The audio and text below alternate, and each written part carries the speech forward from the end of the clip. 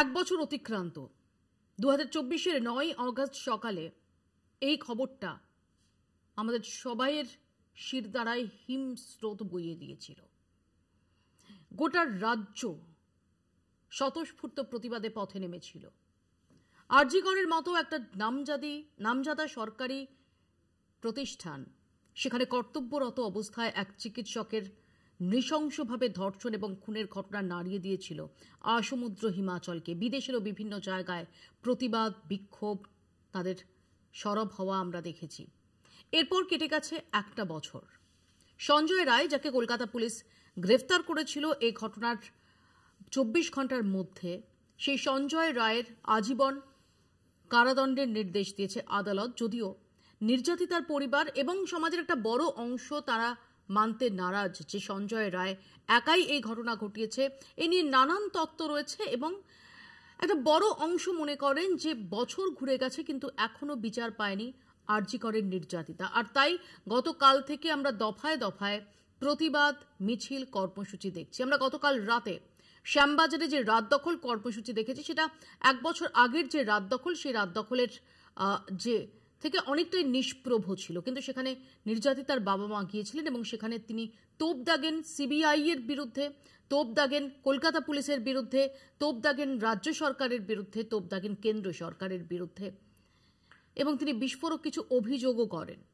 এরপর আজ নবান্ন অভিযান, যে নবান্ন অভিযান শুভেন্দু অধিকারীর আবেদনে সাড়া দিয়ে নির্যাতিতার বাবা মাই ডেকেছিলেন এবং সমস্ত মানুষকে দলমত নির্বিশেষে বিভিন্ন দলের পতাকা সরিয়ে তারা আসতে আহ্বান করেছিলেন। গতকাল রাতে একই আবেদন তাদের গলায় শোনা যায়, কিন্তু আমরা দেখেছি ডক্টর স্ট্রান্ট বা অভয়া মঞ্চ তারা এই নবান্ন অভিযান থেকে দূরত্ব রাখেন এবং আজকে নবান্ন অভিযানকে কেন্দ্র করে একটা ধুমধুমার পরিস্থিতি আমরা দেখলাম। একদিকে অভিযোগ নির্যাতিতার বাবা মা, তাদের ওপর লাঠিচার্জ করা হয়েছে, নির্যাতিতার মায়ের কপালে চোট লেগেছে, নির্যাতিতার বাবা মা দুজনেই অসুস্থ হয়ে পড়েন এবং তাদের নিয়ে যাওয়া হয় প্রথমে এসএসকেএমে, তারপর একটি বেসরকারি হাসপাতালে। অন্যদিকে পুলিশের তরফ থেকে পাল্টা অভিযোগ যে পুলিশ কর্মীরা আক্রান্ত হয়েছেন, শান্তিপূর্ণ এই কর্মসূচি থেকে হিংসার আশ্রয় নেওয়া হয়েছে। অন্যদিকে একটু আগেই শুরু হয়েছে কালীঘাট অভিযান। আমরা এই সব নিয়ে আলোচনা করব। বিচারের দাবি নাকি প্রচার, নাকি কোথাও রাজনৈতিক অঙ্ক, এই সমস্ত নিয়ে আলোচনা করব। আমাদের সঙ্গে যারা রয়েছেন তাদের সঙ্গেও পরিচয় করাবো। শুরুতে চোখ রাখবো প্রতিবেদনে। রাস্তায় আগুন, পুলিশের লাঠিচার্জ, ঝরল রক্ত। আরজিকর কাণ্ডের এক বছরের মাথায় যে নবান্ন অভিযানের ডাক দিয়েছিল নির্যাতিতার পরিবার, তা নিয়ে বিক্ষিপ্তভাবে রণক্ষেত্রের চেহারা নিল কলকাতা। রেসকোর্সের কাছে ব্যারিকেড ভাঙতে গিয়ে যেমন আহত হলেন নির্যাতিতার পরিবার, তেমনই মাথা ফাটল এক পুলিশ কর্মী। আহত হলেন আরও অনেক আন্দোলনকারী।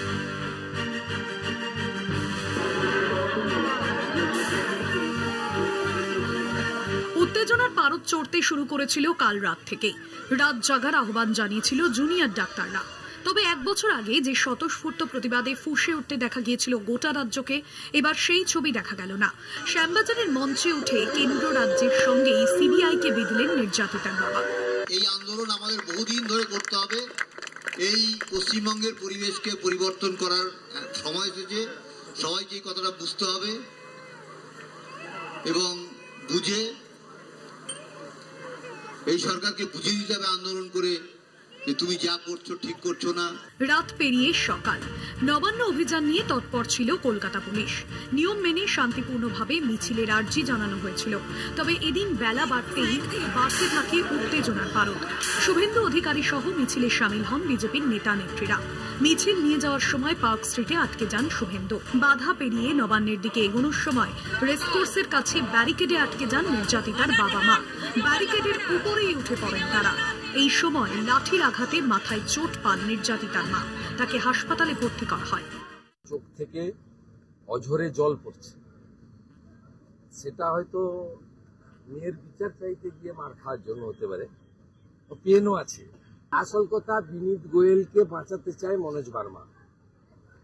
আমি ওখানে বলেছি, বরাহানন্দন বলেছি, এরা এই দুটো উইটনেসকে খতম করতে চেয়েছিল যাতে এই কেসটা ক্লোজ হয়ে যায়। ওরা ভাবছেন এর বাবা মা যেভাবে লেগে আছে, কোর্টে যেভাবে লড়াই করছে, মমতা পুলিশকে মনোজ বার্মার নেতৃত্বে মানে একেবারে হিংস্র কুকুরের মতো তাদেরকে লেলিয়ে দেওয়া হয়েছে বাবা মা সহ আন্দোলনকারীদের। এদিনের মিছিলে সামিল হয় কামদুনি সন্দেশখালী থেকে তামান্নার পরিবার। তবে তৃণমূলের অভিযোগ, রাখি বন্ধনের দিনে শহর অচল করতে এই কাণ্ড বিজেপি। এটা বাঙালি বিরোধিতার পরিচয়। আজ পবিত্র রাখি বন্ধনের দিন। কবিগুরু রবীন্দ্রনাথ ঠাকুর 1905 সালে কলকাতার রাস্তায় নেমেছিলেন, হেঁটেছিলেন সৌহার্দ্য ও সম্প্রীতির বার্তা দিতে। সেই কবির বার্তাকে নস্যাৎ করে দিতে চাইছে বিজেপি নামক রাজনৈতিক দল। এই রাজনৈতিক লড়াইয়ের মধ্যে দিয়ে আজ চোখে পড়ার মতো ঘটনা ঘটল পুলিশের ব্যারিকেড। এই ব্যারিকেডের ফলে হাওড়া স্টেশন থেকে কোনো গাড়ি কলকাতার দিকে আসতে পারেনি, যেতেও পারেনি কোনো গাড়ি। বন্ধ ছিল দ্বিতীয় হুগলি সেতুও, ফলে বিপদে পড়েন বহু মানুষ। কলকাতা টিভি। আমাদের সঙ্গে রয়েছেন তৃণমূল কংগ্রেসের পক্ষ থেকে বৈশানার চট্টোপাধ্যায়, বিজেপির পক্ষ থেকে অঙ্কন দত্ত, রয়েছেন আইনজীবী ফিরদৌস শামীম, রয়েছেন রাজনৈতিক বিশ্লেষক সাংবাদিক সম্বিত পাল এবং কিছুক্ষণের মধ্যেই আমাদের সঙ্গে যোগ দেবেন কংগ্রেসের পক্ষ থেকে চন্দন ঘোষ চৌধুরী। আমি একবার দেখাবো যে আজকে নির্যাতিতার বাবা মা তারা যখন এই নবান্ন অভিযানে সামিল হয়েছেন, যখন ব্যারিকেডের কাছে রীতিমতো ধস্তাধস্তি হচ্ছে, সেই সময় নির্যাতিতার মা তার আঘাত লাগে এবং তারপর কি বলেন নির্যাতিতার বাবা একটু শোনাবো।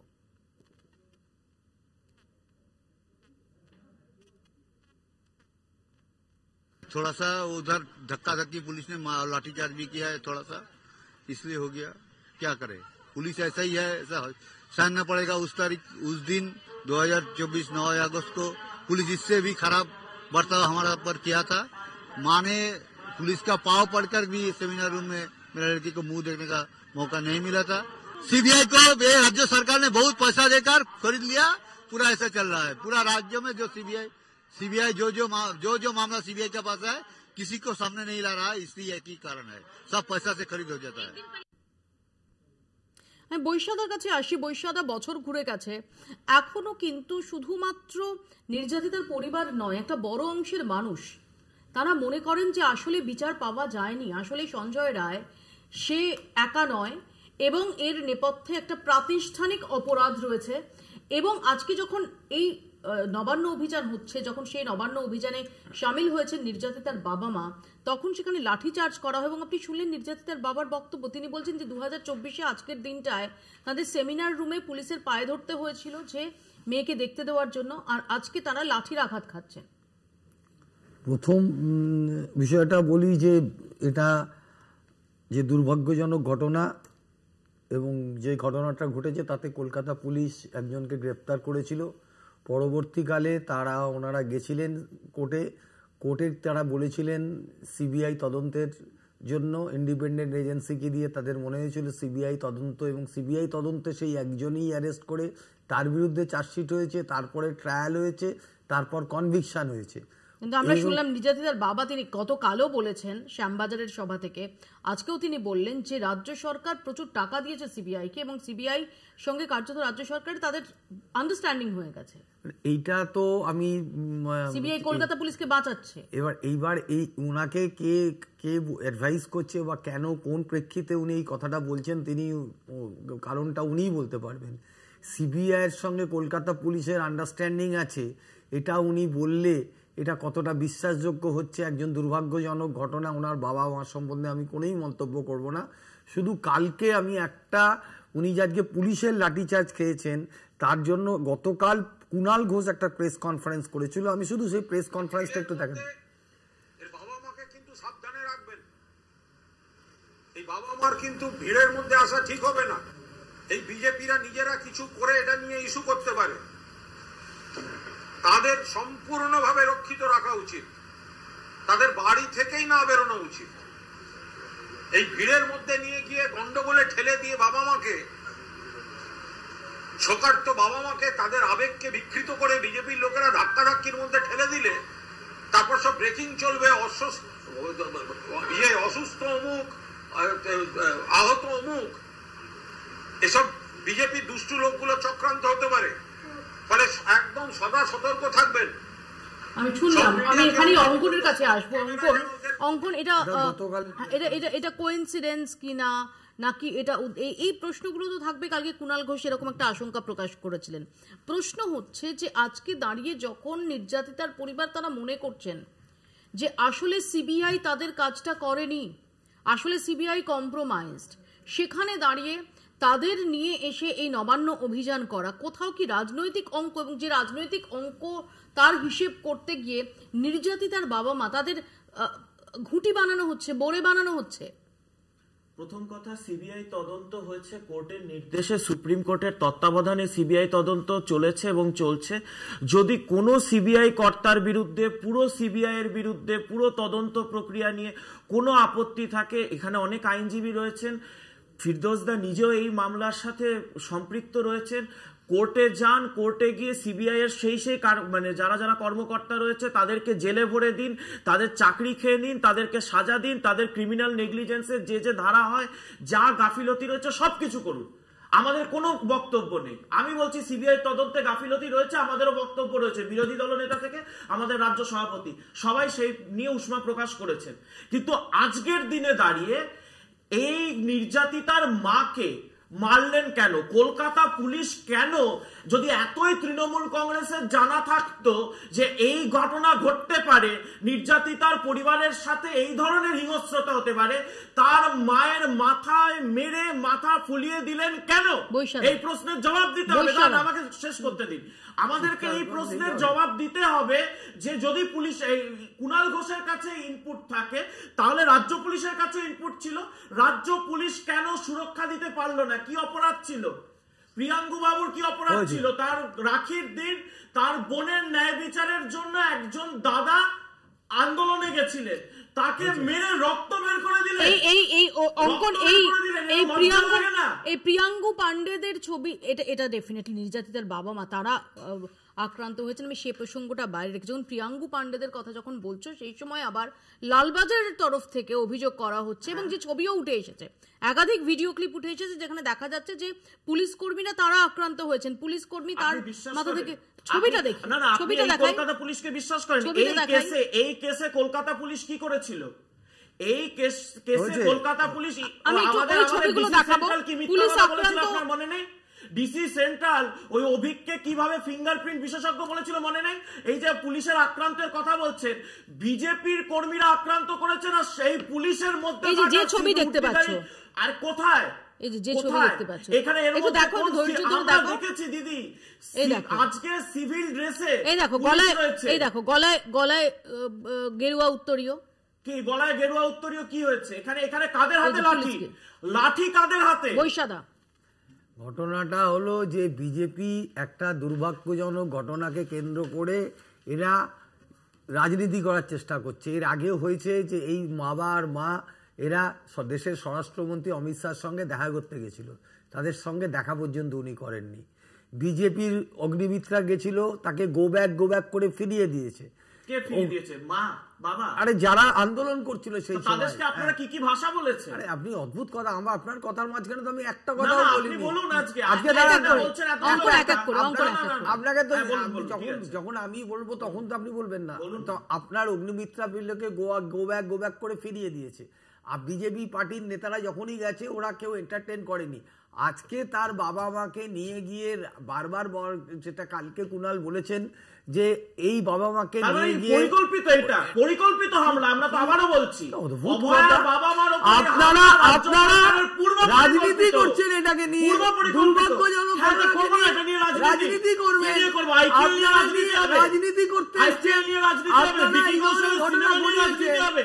ভিকি কৌশলের সিনেমা নিয়ে রাজনীতি হবে, একটা প্রাতিষ্ঠানিক খুন দর্শন নিয়ে আমরা বিরোধী রাজনৈতিক দল হিসেবে আমরা কি নিয়ে রাজনীতি করব? নাগরিক নিরাপত্তা নিয়ে করব। আমি বৈশ্যানর্দা এবং অঙ্কনের কাছে আসবো, আমি ফিরদৌসের কাছে আসি। ফিরদৌস, তোমার মনে থাকবে যে আমরা গত নভেম্বর মাস নাগাদ যখন আমরা চার্জশিট নিয়ে আলোচনা করেছিলাম, ডিটেইলড একটা আলোচনা করেছিলাম এই বাংলা বলছেতে, এবং সেখানে এই যে সাপ্লিমেন্টারি চার্জশিট যে সঞ্জয় রায় এটা করেছে, এই সংক্রান্ত যাবতীয় চার্জ ফ্রেমের পরও একটা জায়গা ছিল যে যেখানে একটা সাপ্লিমেন্টারি চার্জশিটের কথা বলা হচ্ছিল। সেই সাপ্লিমেন্টারি চার্জশিট কেন এখনো জমা পড়লো না, এই প্রশ্ন তুলছেন নির্যাতিতার বাবা মা। আমি সেদিনই আপনার মনে থাকবে আমি বলেছিলাম যখন ওই ফার্স্ট চার্জশিট দিচ্ছে তখন একটা প্রভিশন রাখলো এভিডেন্স ট্যাম্পারিংয়ের। এবং আমি আপনাকে কথা বলেছিলাম যে এভিডেন্স ট্যাম্পারিংয়ের এই যে কথা বলা হলো, এটা যদি তার সাপ্লিমেন্টারি চার্জশিট দিয়ে যদি সাবস্টেন্সিয়েট না করতে পারে, তাহলে কিন্তু যাদেরকে ধরবে ভবিষ্যতে তারা কিন্তু ছাড় পেয়ে যাবে, সেদিনই বলেছিলাম, এবং সেটা হয়ে হচ্ছে। দেখুন, এভিডেন্স ট্যাম্পার হয়েছে, এটা দিনের আলোর মতো পরিষ্কার, এটা কেউ অস্বীকার করবে, আমরা যারা বসে আছি কেউ অস্বীকার করবে। এবার ওখানেই আসছি, এই যে এভিডেন্স ট্যাম্পার হয়েছে এটা বললেন আপনি চার্জশিটে, কারণ অস্বীকার করতে পারবে না সিবিআই নিজেও, তার কারণ সিবিআই চার্জশিটে বলেছে। ফলে সিবিআই এর ইনভেস্টিগেশনের কালমিনেশন তো চার্জশিট। চার্জশিটে যখন এই কথা বলার পরে সিবিআই যখন প্রমাণ করতে পারছে না, এই ব্যর্থতার দায় কিন্তু সিবিআইকে নিতে হবে, ফার্স্ট। সেকেন্ড, দেখুন এই যে 14ই আগস্ট, আমি এটা কিন্তু খুন ধর্ষণ বলছি না, তারপরে 14ই আগস্ট রাত দখল, পুলিশের উপস্থিতিতে ভ্যান্ডালিজম হলো। এবার সেই ভ্যান্ডালিজমের সঙ্গে কারা সংশ্লিষ্ট ছিলেন, কারা তার মাস্টার মাইন্ড, এইটা কিন্তু তদন্ত করছে কলকাতা পুলিশ। ফলে কলকাতা পুলিশকেও এই দায় নিতে হবে যে হাসপাতালে ভ্যান্ডালিজম হলো, এখনো পর্যন্ত সেই ভ্যান্ডালিজম সংক্রান্ত কোনো প্রকার বিচার পর্ব শেষ হলো না, কোনো প্রকার যারা অ্যারেস্ট হয়েছিলেন তাদের মধ্যে নেতা ডিওয়াইএফআই কর্মীরা ছিলেন, বেলও পেয়ে গেছেন, এবং তারা যে সঠিক ব্যক্তি ছিলেন না সেজন্যই বেল পেয়ে গেছেন। এবার বেল তো সন্দীপ ঘোষও পেয়েছে, তার মানে কি বেল পাওয়া মানে কি খালাস হয়ে যাওয়া নাকি? এবার বলি, বেল পেয়েছে সিপিএম বলতে দিন পয়সা। কলকাতা পুলিশ এখনো সেই মামলায় চার্জশিট দিল না কেন? 14ই আগস্টের ভ্যান্ডালিজমে আপনি ধরে কলকাতা পুলিশ চার্জশিটের স্ট্যাটিউট পিরিয়ডটা আপনি বলুন চার্জশিট দিল না কেন? থেকে ঘটনা ঘটেছে তার 3 বছরের দিল না কেন? আপনি যে বলছেন 5 দিনে মানে 5 মাসের মধ্যে বিচার করে দেবেন, তাই 14ই আগস্টের ভ্যান্ডালিজমের 14ই আগস্টের তদন্ত শেষ না হলে কি করে চার্জশিট হবে? 14ই আগস্টের ভ্যান্ডালিজমের কি বিচার হয়েছে? সিপিএম এর অ্যারেস্ট হয়েছিল, এই মাস্টারমাইন্ড কে? সিপিএম এর লোক থেকে ধরুন, সেই সিপিএম এর লোক থেকে ধরুন, না না আমি ধরে আমরা বলছি সিপিএম করেছে, এটা ডিওআইএফআই করেছে, এসএফআই আমি ধরে গেলাম সিপিএম এর রাজ্য সম্পাদক যুক্ত, আপনি সিপিএম এর রাজ্য সম্পাদককে ছেড়ে রেখেছেন কেন? সেই বিচার পর্বটা শেষ করতে পারছেন না। কলকাতা পুলিশ সেই বিচার পর্ব কেন শেষ করতে পারছে না? নেতা যুক্ত, কলকাতা পুলিশ সেই সিপিএম নেতাকে ধরার বদলে জেলে বানানোর বদলে তাকে ছেড়ে রেখেছে। এইখানে হচ্ছে আসল ফর্মুলা, যে 14ই আগস্টের ভ্যান্ডালিজমের বিচারও হবে না আর 9 তারিখের বিচারও হবে না। আসলে এটাকে নিয়ে উভয় বিচার মানে তুমি যদি একজন আইনজীবী হিসেবে এই কথা বলো, বিচার মানে শুধুমাত্র কলকাতায়, বিচার মানে শুধুমাত্র বিচারালয়ের অভ্যন্তরে বিচার মানে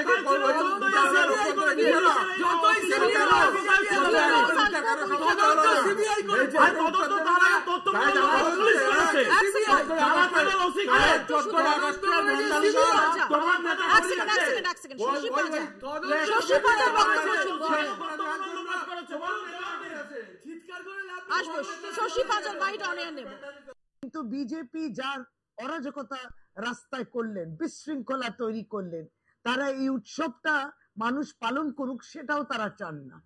এই জন্য তো বলি, তারা বাংলা ভাষার বিরুদ্ধে বলছেন, বাঙালিদের বিরুদ্ধে বলছেন, রাখি বন্ধন পালন করতে বিরত থাকার জন্য এইভাবে অরাজকতা তৈরি করলেন রাস্তায়। এরা তো বাংলার বিরুদ্ধে, বাংলা বিরোধী এরা, তাই সেটাকে বর্জন করতে হবে। তার বিরুদ্ধে আমরা তীব্র প্রতিবাদ জানাই। কিন্তু আমি সম্বিতের কাছে যাব, কারণ এই যে বিচার অধরা, এই যে একটা বক্তব্য, আরে বড় অংশের মানুষ সেটা মনে করেন ডেফিনেটলি বিচার অধরা কিনা, এই সঞ্জয় রায় একমাত্র অপরাধী কিনা, এই সমস্ত প্রশ্নগুলোর অনেকগুলো ভ্যালিড গ্রাউন্ড রয়েছে। কিন্তু এর পাশাপাশি যদি আমরা দেখি যে একই সঙ্গে এমন কিছু গুজব, এমন কিছু তত্ত্ব রয়েছে যার ভিত্তি খুঁজে পাওয়া যায়নি, এবং যেগুলো খুব দুর্ভাগ্যজনকভাবে শুধুমাত্র হোয়াটসঅ্যাপে ফরওয়ার্ড হয়নি, সোশ্যাল মিডিয়ায় ফরওয়ার্ড হয়নি, মেন স্ট্রিম মিডিয়াতেও সেগুলো খবরের শিলমোহর পেয়েছে। কাজে এই যে 1 বছর ধরে যেটা চলছে, সেখানে দাঁড়িয়ে এই তত্ত্ব, এই গুজবগুলো, সেগুলো নিয়েও আলোচনা করলে নয়, বিশেষ করে যখন একজন সাংবাদিক আমার প্যানেলে রয়েছেন। একটা ছোট্ট বিরতির পর আমি এ প্রসঙ্গে আলোচনায় ফিরবো, দেখতে থাকুন বাংলা বলছে। ফিরে এলাম বিরতির পর। আমি সম্বিতের কাছে যে প্রসঙ্গটা নিয়ে যেতে চাইছিলাম, যে সম্বিত ডেফিনেটলি বিচার অধরা কিনা, জাস্টিস ডিলেড, জাস্টিস ডিনাইড কিনা, তথ্য প্রমাণ লোপাট হয়েছে কিনা, সঞ্জয় ছাড়া আরও একাধিক ব্যক্তি তারা জড়িত কিনা, এটা প্রাতিষ্ঠানিক অপরাধ কিনা, এইগুলো নিয়ে চর্চার ডেফিনেটলি কিছু স্ট্রং গ্রাউন্ড আছে। But at the same time যদি আমরা দেখি যে যেভাবে নানা রকম থিওরি, নানা রকম গুজব, নানা রকম বিভ্রান্তিকর, সেটা তোমার 100-150 গ্রাম বীর্যের থিওরি হোক, সেটা ইঞ্জেকশন দিয়ে বীর্য ঢোকানোর থিওরি হোক, যেগুলো এমনকি মেন স্ট্রিম মিডিয়ার মাধ্যমেও আমরা দেখেছি মানুষের মনের মধ্যে সেটা গেঁথে বসে গেছে। এই যে আবহ, এই আবহে তার কতটা রোল থাকছে? সেইগুলো মানুষ ভুলে গেছে কিনা জানি না, কিন্তু এই যে ধরনের গুজব সেই সময় ছড়িয়েছিল বা ভিত্তিহীন কিছু অভিযোগ যেভাবে ছড়িয়েছিল, মানে ওই গুজবগুলো কি কোথাও এই ন্যারেটিভটা তৈরি করে দেয়নি যে আসলে বিচার হয়নি, আসলে প্রচুর লোকের মধ্যে ছিল, আসলে সন্দীপ ঘোষ সেই নির্দেশ দিয়ে এটা করিয়েছে, আসলে গোটাটা তারপর ধামাচাপা দেওয়া হয়েছে, এবং যে এখনো যে অভিযোগগুলো আমরা শুনতে পাচ্ছি, কোথাও কি তার একটা রেশ থাকছে না? হ্যাঁ, আমি সেই জায়গাটাতেই আসছিলাম যে এই ধরনের গুজবগুলো কিন্তু মূল যে তদন্ত সেইটা এবং যে ঘটনাটা ঘটেছে এবং যার জন্য বিচার চাওয়া হচ্ছে বা যে যে বিষয়গুলোর উপর বিচার চাওয়া হচ্ছে সবটাকেই গুলিয়ে দিয়েছে। এবং গুলিয়ে দেওয়াটা আমি যেটা বলবো সেটা হচ্ছে খুব একটা স্বাভাবিক প্রক্রিয়াতেই হয়েছে, কারণ আমরা জানি এখন সোশ্যাল মিডিয়াতে কি ধরনের আলোচনা আমরা করি, কি ধরনের কমেন্ট, কি ধরনের বাঁধন ছাড়া মন্তব্য করা হয়ে থাকে, এবং মেনস্ট্রিম মিডিয়াতে সেটা এসছে কারণ মেনস্ট্রিম মিডিয়াও সোশ্যাল মিডিয়াকে অগ্রাহ্য করতে পারে না এবং সেখান থেকে তারা অ্যাম্পলিফাই করেছে সেই সব খবরগুলো, সেই সব অভিযোগগুলো ইত্যাদি ইত্যাদি। কিন্তু যেটা দায় এই যে কনফিউশন গুলো তৈরি হয়েছে, এই যে ভিত্তিহীন অভিযোগ আমরা বলছি এখন দাঁড়িয়ে 1 বছর পরে, সেইটাকে ক্ল্যারিফাই করা বা ক্লিয়ার করার দায় কাদের সেটা আমাদের দেখতে হবে। যে সেইখানে প্রশাসন, সেখানে ইনভেস্টিগেটিং এজেন্সি, সেখানে আইন ব্যবস্থা, সেই সব জায়গাগুলোতে এই কনফিউশন ক্লিয়ার কতটা হলো আর কতটা হলো না সেটার দায় কিন্তু এই সব সংস্থাগুলোকে, প্রতিষ্ঠানগুলোকে নিতে হবে। এবং ক্রাইসিস ম্যানেজমেন্টের কথা যদি আমি বলি, সেটাতে কিন্তু এই ধরনের প্রতিষ্ঠানগুলি সম্পূর্ণভাবে ব্যর্থ হয়েছে এবং যার জন্য আমাদের মনে এখনো প্রচুর সন্দেহ রয়ে গেছে। এবং এখনো শুধুমাত্র যে নির্ভয়ার বিচারের কথা তো নয়, সেখানে আরো অনেক প্রসঙ্গ উঠে এসেছিল যে এখনকার যে মেডিকেল এডুকেশন সেইটা কিভাবে চলছে, সন্দীপ ঘোষের মতো যারা ব্যক্তিত্ব রয়েছেন এই মেডিকেল এডুকেশনের সঙ্গে জড়িয়ে, তারা কিভাবে চালাচ্ছেন এই পুরো ব্যবস্থাটাকে, তার মহিলাদের নিরাপত্তা কতটা রয়েছে, হাসপাতালগুলোতে পরিকাঠামো কিরকম ভাবে ব্যাহত হয়েছে বা অচল হয়ে রয়েছে, সেই সব বিষয়গুলো কিন্তু সবটাই ধামাচাপা পড়ে গেছে এবং সবটাই পিছনে চলে গেছে। এবং আজকেও 1 বছর পরে যে ঘটনা আমরা দেখলাম আজকে, যে পার্ক স্ট্রিটে যে নির্ভয়ের পরিবার, অভয়ের পরিবার, তাদের বাবা মা তারা আক্রান্ত হলেন, সেইটাই বড় হয়ে গেল, সেখানে রাজনীতি কি সেটা বড় হয়ে গেল, এবং সবটাই যে মূল বিষয়টা সেইগুলো কিন্তু সব পিছনের দিকে চলে গেল এবং সেটাই হয়ে আসছে 1 বছর পরে, সেই জায়গাতেই আমরা দাঁড়াই। এখানে সম্বিত আমার তোমার কাছে জিজ্ঞাসা, যে ধরো সূত্র মারফত আমরা প্রায় দেখেছি সিবিআই সূত্রে এই বলা হচ্ছে, সিবিআই সূত্রে, কিন্তু সিবিআই যখন চার্জশিট দিচ্ছে তখন সেই ইনফরমেশনগুলো কোথাও থাকে না। তুমিও একজন রেসপন্সিবল জার্নালিস্ট হিসেবে, আমিও একজন জার্নালিস্ট হিসেবে এটা জানি যে আমাদের যদি সূত্র উদ্ধৃত করে, ডেফিনেটলি সূত্র উদ্ধৃত করে আমরা খবর করি বেশিরভাগ সময়, কিন্তু সেটার একটা দায়িত্ব, একটা মিনিমাম দায়িত্ব আমাদের নিতে হয়। একদমই তাই, যে সূত্র কতটা কনফার্মড একটা খবর দিচ্ছে বা কনফার্ম কতটা একটা তথ্য আমাদেরকে দিচ্ছে সেটা দেখার দায়িত্ব অবশ্যই সাংবাদিকের, এবং সেটাই করা উচিত। এবং তারপরে যদি সেটা ভুল হয়ে থাকে তখন সূত্রকে দোষ দেওয়াটা কিন্তু কোনো কাজের কথা নয়, বা বলা যে সূত্র ভুল ছিল বলে আমিও ভুল খবর করেছি। কিন্তু যেটা আমরা অনেক সময় করেও থাকি, মুখে তুমিও হয়তো করেছো, আমিও করেছি কখনো কখনো, যে আমরা স্পেকুলেটিভ অনেক খবর করি একটা তথ্যের ভিত্তিতে, এবং সেইখানেই স্পেকুলেশন কখন আসে, যখন কোন রকম ভাবে তথ্য পরিষ্কার ভাবে কোন একটি প্রতিষ্ঠানের থেকে, এক্ষেত্রে আমি ইনভেস্টিগেটিং এজেন্সি বলবো, তাদের থেকে পরিষ্কার ভাবে কোনো তথ্য আসে না সামনে, বা তারা কিছু পরস্পর বিরোধী তথ্য বিভিন্ন জায়গায় ছড়িয়ে দেন, সেইখান থেকেই কিন্তু এই অ্যাম্পলিফিকেশনটা হতে থাকে। মেইনস্ট্রিম মিডিয়া এবং সাংবাদিকরা সেই কাজটাই করতে থাকে এবং সেটা করতে গিয়ে ভুল হয়েছে সে নিয়ে কোনো সন্দেহ নেই, এবং তার ফলে যে প্রচুর সন্দেহের অবকাশ তৈরি হয়েছে সাধারণ মানুষের মনে, তাতেও কোনো সন্দেহের অবকাশ, মানে তাতেও সেটাও সত্যি। এবং আইনের কথা আমরা আজকে বলছি যে সঞ্জয় রায়কে দোষী সাব্যস্ত করা হয়েছে, আইন ততটাই বুঝবে, এবং দুজন আইনজীবী আজকে এই প্যানেলে রয়েছেন, তারাও বলতে পারবেন এটা, যে আইন ততটাই বুঝবে যতটা তথ্য প্রমাণ তা আইনের কাছে রাখা হবে বা আদালতের কাছে রাখা হবে। তার বাইরে কি হচ্ছে সেটার দায় কিন্তু ইনভেস্টিগেটিং এজেন্সি, সেটা সিবিআই হোক বা কলকাতা পুলিশ, তাদের উপর বর্তায়। তাদেরকে দায়িত্ব কিন্তু নিতে হবে, তারা সেই দায়িত্ব কিন্তু নিচ্ছেন না। এখনো পর্যন্ত তাদের কাছ থেকে কোনো স্পষ্ট বক্তব্য আমরা কিন্তু পাইনি।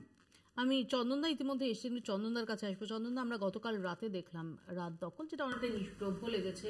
তো সেখানে দাঁড়িয়ে নির্যাতিতার বাবা মা তারা সেখানে উপস্থিত হয়েছিলেন এবং তারা সিবিআই থেকে শুরু করে কলকাতা পুলিশ, রাজ্য থেকে শুরু করে কেন্দ্র, সবার সম্পর্কে তাদের যে উষ্মা, ক্ষোভ, হতাশা সেটা ব্যক্ত করলেন।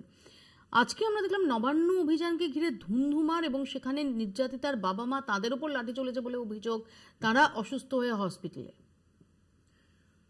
এটা দেখো, আমরা একটা ম্যানেজমেন্টে কথা বলি ফ্লাড গেট সিনড্রোম, মানে ঘটনাটা এরকম যে এই সম্বিত যে কথাটা বলছিলেন একেবারে পারফেক্ট, যেটা আইন যখন তুমি স্ক্রিনড হয়ে যে এভিডেন্সগুলো থাকবে তার উপরে আইন এবং তার ইমপ্লিমেন্টেশন, ইম্পোজিশন, সেখানে আইন বিচারক, সেটা একটা ব্যবস্থা। কিন্তু যখন আমরা দেখি যে এভিডেন্সেসগুলো, পারসেপশনগুলো, উপলব্ধতা যেখানে এই একটি বছর চলে গেল এবং সেখানে এভিডেন্স বা ডকুমেন্টেশনস সেগুলোকে প্রডিউস করার ক্ষেত্রে সিবিআইয়ের একটা ব্যাপক ব্যর্থতা, এবং এটা ব্যর্থতাটা সাধারণ মানুষের, তার বাবা মা, ধরো আমরা তো আরও দূরে পশ্চিমবাংলার নাগরিক, কিন্তু তার বাবা মা ইন দ্য ফার্স্ট প্লেস তারা ফিল করছেন, তারা আহত হচ্ছেন, তারা বিভিন্ন মিছিলে হাঁটছেন, ইনফ্যাক্ট এই প্রোটেস্টটা করছেন। এখানে একটা জিনিস প্রমাণ হচ্ছে যে একটা ব্যাপক সূত্র কিন্তু মিসিং।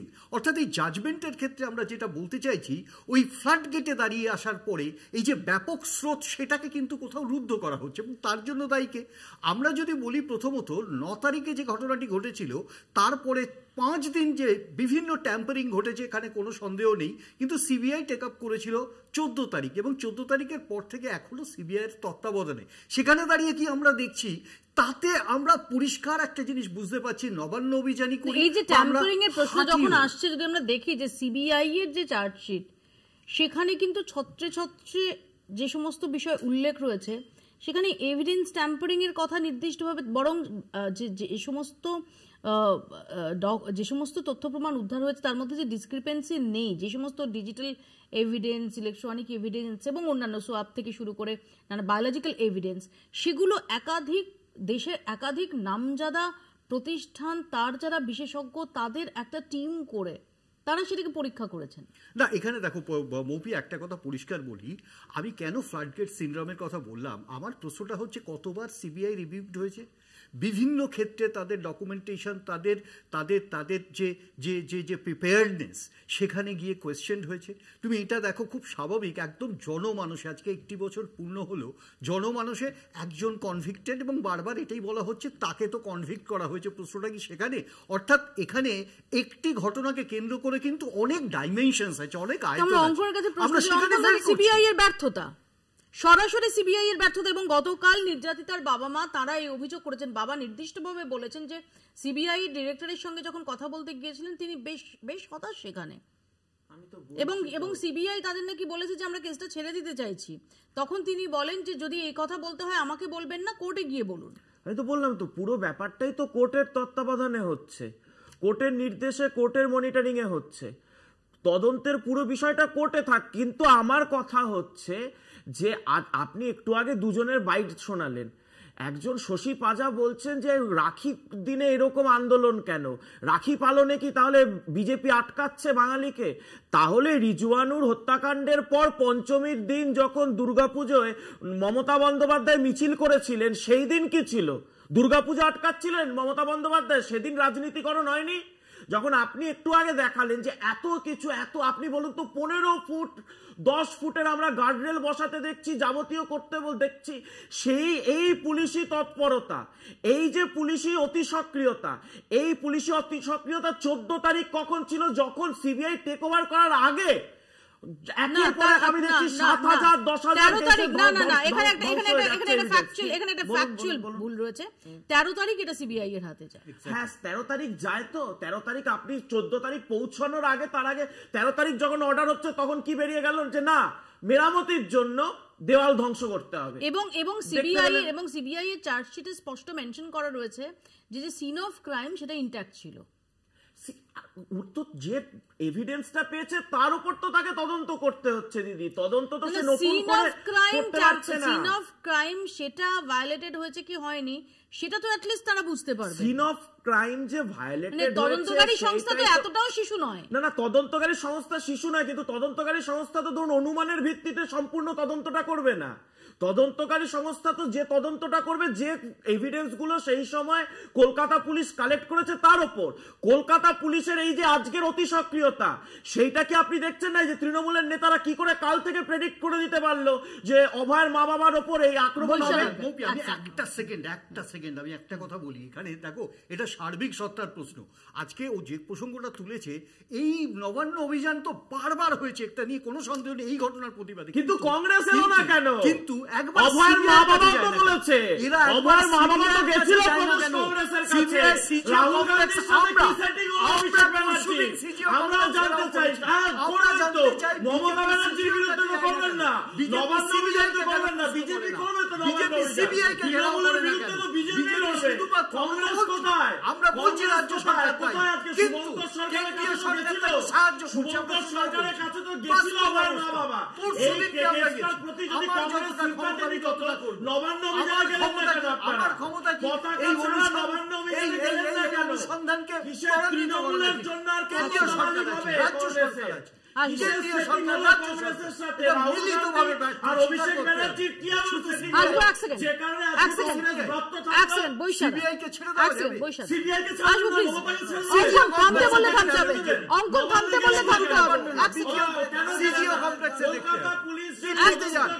দিল্লিতে গিয়ে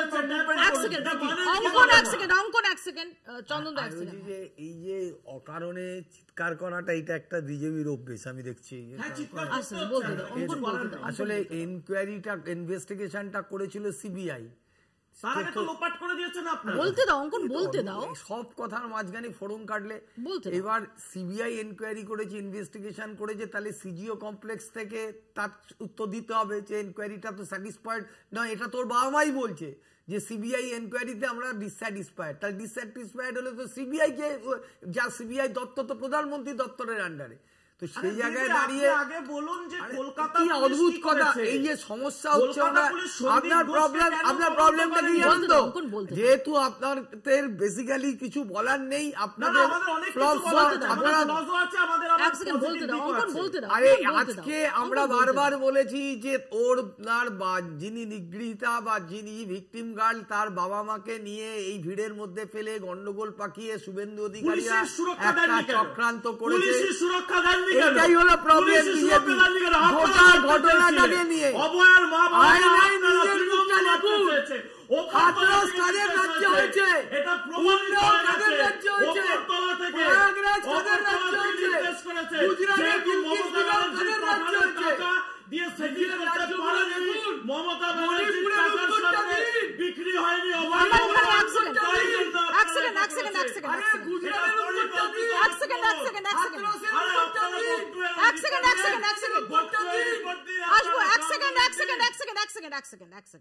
আমি একটু দেখাবো যে আমরা কি দেখলাম যে আজকে এই নবান্ন অভিযানকে কেন্দ্র করে সেখানে এসে মিশল সন্দেশখালী, রেখা পাত্র সেখানে ছিলেন, তামান্না মা সেখানে ছিলেন, সেখানে কামদুনির প্রতিবাদী মৌসুমী কয়ালরা ছিলেন। আমার এখানে একটুখানি প্রশ্ন ফিরদৌসের কাছে, যে ফিরদৌস অভয়ার বাবা মাই নবান্ন অভিযানের ডাকটা দিয়েছেন এবং কাল রাতেও তিনি বলেছেন যে পতাকা সরিয়ে রেখে সবাই যাতে আসেন। যদি বিচারই লক্ষ্য হয় তাহলে আমরা এই প্রতিবাদের এত ওরা দেখলাম কেন? আমরা দেখেছি কাল কংগ্রেস আলাদাভাবে কর্মসূচি নিয়েছে, ডক্টরস ফ্রন্ট আলাদা কর্মসূচি নিয়েছে, অভয়া মঞ্চ আলাদা কর্মসূচি নিয়েছে, নবান্ন অভিযানে তারা কেউ পার্টিসিপেট করেনি। আবার আমরা দেখলাম যে আজকে কালীঘাট অভিযান।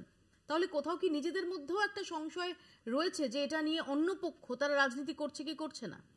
দেখুন, আপনি শুধু এই কয়েকটা জায়গার কথা কেন বলছেন, আপনি যদি গোটা পশ্চিমবঙ্গ জুড়ে দেখেন তাহলে দেখবেন শহরে শহরে, আমার এই মুহূর্তে আপনি যদি দেখতে চান আমি একাধিক ছবি দেখিয়ে দেবো, ঝাড়গ্রাম থেকে শুরু করে, কৃষ্ণনগর থেকে শুরু করে, বহরমপুর থেকে শুরু করে, আপনি এই গোটা পশ্চিমবঙ্গের প্রায় প্রতিটি শহরে আজকে অভয়াকে নিয়ে বিভিন্ন প্রোগ্রাম দেখেছি। আমার পয়েন্ট সেটা নয়, আমি বলি 14ই আগস্ট, আমি কেন বলছি এই প্রশ্নটা করছি, 2024-এর 14ই আগস্ট রাতে আমরা যে স্বতঃস্ফূর্ত আন্দোলন এবং কোন রকম রং না রেখে যে আন্দোলন দেখেছিলাম, সেই আন্দোলনের আমরা ওরা ছিল না। সেই আন্দোলনে সব পক্ষ শামিল হয়েছিল, সমস্ত সাধারণ মানুষ শামিল হয়েছিল। আজকে সব পক্ষ শামিল হয়েছে। আজকে তো আজকে আপনি যদি আপনি দেখুন, আপনি কিভাবে দেখছেন সেটা আলাদা বিষয়, কিন্তু আজকেও সব পক্ষ শামিল হয়েছে। আমার যে আন্ডারস্ট্যান্ডিং আপনার মতো করে দেখতে পারেন, কিন্তু আমার মনে হয়েছে আমার মনে হয়েছে যে আন্দোলনে সবাই শামিল হয়েছে, নিজেদের মতো করে শামিল হয়েছে। কিন্তু প্রশ্নটা এটা নয় যে কে কিভাবে আন্দোলন করছে, প্রশ্নটা এটা আন্দোলনটা কেন করছে। আন্দোলনটা এই কারণেই করছে, তার কারণ তারা মনে করছেন, ইভেন অভয়ার মা বাবা থেকে শুরু করি, তারা মনে করছেন তারা সঠিক বিচার পাননি। কেন পাননি? তার কারণ তারা মনে করছেন সিবিআই এর ব্যর্থতা। সরাসরি বলি যে অভয়ার মা বাবা মনে করছেন সিবিআই এর ব্যর্থতা। কেন মনে করবেন না বলুন তো? যে সিবিআই প্রথম চার্জশিটে লিখছেন যে এই যে এভিডেন্স ট্যাম্পার হয়েছে, এখনো পর্যন্ত কলকাতা পুলিশের কতজন আধিকারিককে ওই টানা ওসির বদলে মানে উপরে কতজন আধিকারিককে ডেকে পাঠিয়েছেন? পুলিশ কমিশনারকে একবার ডেকে পাঠিয়েছেন? পাঠাননি তো। আপনার কাছে খবর আছে? আপনার কাছে খবর নেই, আমার কাছে খবর নেই। আমি বিশ্বাস করি প্যানেলের কারোর কাছে খবর নেই। অথচ সেই পুলিশ কমিশনারের মাথায় বসেছিলেন, তার নিচেই তো সমস্ত আধিকারিকরা ছিলেন, তাদের মনিটরিং এ তো তদন্তটা হচ্ছিল। যার মনিটরিং এ তদন্তটা হচ্ছিল, দিয়ে এভিডেন্স ট্যাম্পার হলো, তাকে ডেকে পাঠাবেন না? তাহলে প্রশ্ন করবে না জনগণ? প্রশ্ন করবে। কে কিভাবে প্রশ্ন করছে, প্রশ্নের ধরন ধারণ বিভিন্ন রকম হতে পারে, কিন্তু প্রশ্নগুলো থাকবে। আর এই প্রশ্নের উত্তর পেতেই খুব স্বাভাবিকভাবে এই তদন্ত হচ্ছে একটি প্রশাসনিক বিষয়, ফলে খুব স্বাভাবিকভাবেই বিভিন্ন প্রশাসনিক দপ্তরে আজকে নবান্ন অভিযান হচ্ছে, বা কালীঘাট অভিযান হচ্ছে, বা কালকে সিজিও অভিযান হবে, কিন্তু প্রশ্নগুলোর মানুষ উত্তর পেতে চাইছে। আর এই উত্তর পাচ্ছে না বলেই কিন্তু এই আন্দোলন দানা বেঁধেছে। ভবিষ্যতে এই আন্দোলন বাড়বে। এখানেই আসবো, কারণ ইতিমধ্যে আমরা দেখতে পাচ্ছি যে লালবাজার সূত্রে ইতিমধ্যে বেশ কিছু তৎপরতা শুরু হয়েছে বলে আমরা জানতে পারছি যে একাধিক এফআইআর এর ব্যাপারেও ভাবনা চিন্তা করা হচ্ছে। কারণ অশোক দিন্দা তার একটি বক্তব্য, যেখানে অশোক দিন্দা তিনি বলছেন যে পুলিশকেও আমরা মারতে পারি। এর পাশাপাশি বিতর্ক দানা বেঁধেছে বিরোধী দলনেতার একটি মন্তব্যকে কেন্দ্র করে, যেখানে বিরোধী দলনেতা তিনি অপশব্দ প্রয়োগ করেছেন কলকাতার নগরপাল মনোজ ভার্মাকে নিয়ে। শুনুন।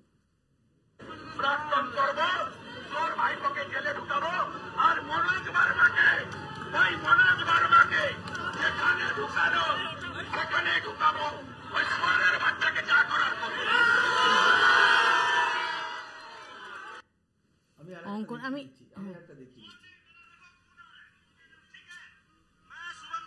এটা মনে আছে কলকাতা থেকে চালাতে পারে।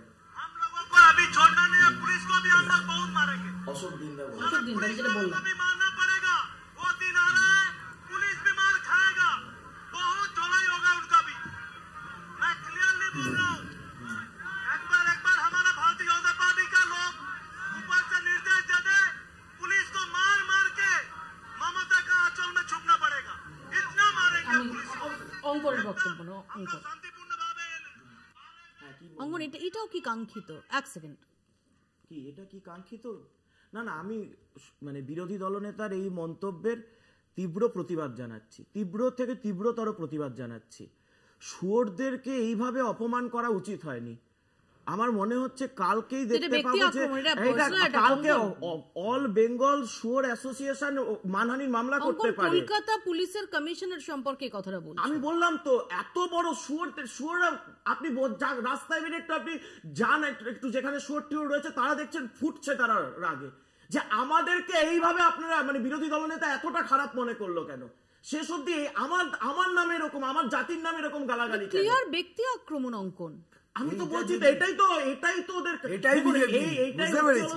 যখন অনুব্রত মণ্ডলকে পশ্চিমবঙ্গের বুকে, আমি বললাম যে একটু বাদ গেছে, বিরোধী দলনেতার উচিত ছিল অনুব্রত মণ্ডল কলকাতা পুলিশ এবং রাজ্য পুলিশকে যা বলেছিল প্রথম 4টে লাইন একটু উপহার দিয়ে দেওয়া। প্রথম 4টে লাইন উনি দিতে পারেননি। আমি বললাম যে কলকাতা পুলিশ মনোজ ভার্মা আরেকবার অনুব্রত মণ্ডল তৃণমূলের নেতা, মুখ্যমন্ত্রীর কোট আনকোট রত্ন, সে যে 4টে লাইন বলেছিল, যার পর আবার মুখ্যমন্ত্রী তাকে পুরস্কৃত করেছে, আবার কোর কমিটিতে ঢুকিয়েছে, ওই 4টে লাইন আবার একটু বাজিয়ে নিয়ে যা বলেছে বেশ বলেছে, বেশ করেছে, যা বলেছে এটাই পুলিশের প্রাপ্য, এটাই পুলিশের প্রাপ্য, এটাই পুলিশের প্রাপ্য।